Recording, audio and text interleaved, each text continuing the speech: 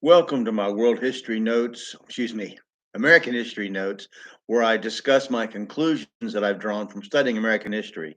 Um, and I ask that you won't agree with my conclusions necessarily, and you'll probably know a lot more about certain instances than I do. I just hope that you are studying American history and that you will dig deeper.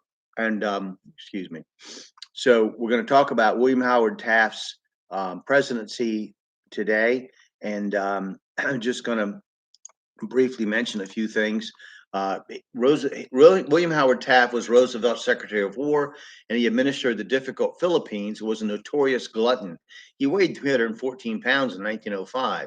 He served as the 27th President of the United States from 1909 to 1913. He added the Oval Office next to the executive offices of the White House that Roosevelt had just built. When Roosevelt turned on him and drew votes away from his reelection bid in 1912 with the Progressive Party, it was ensured that Wilson would win. A repeat of this was the 1992 election when Ross Perot's candidacy was a sure vote for Bill Clinton, as it merely drew votes away from the incumbent George H.W. Bush. And then similarly, when George Bush and Al Gore ran, Ralph Nader drew votes away from Al Gore as well.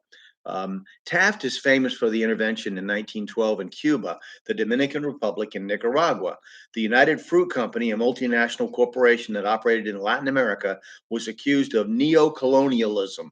That's by a corporation rather than a country, or a country working through a corporation, or say a World Bank or the UN. He even ran Guatemala's postal service for a time.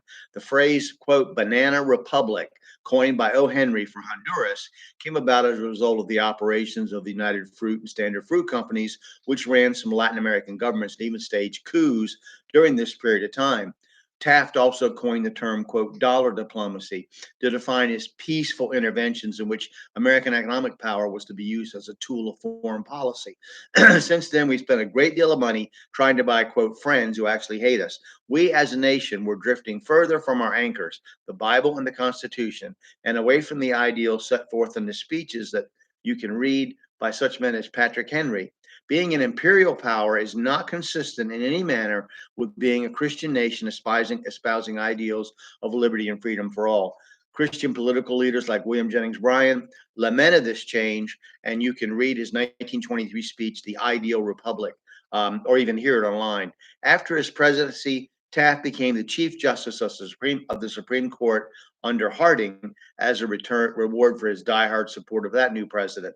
So we're going to talk about Woodrow Wilson. It's going to take a few sessions next time, and hope you'll dig into history, American history. Thank you for listening.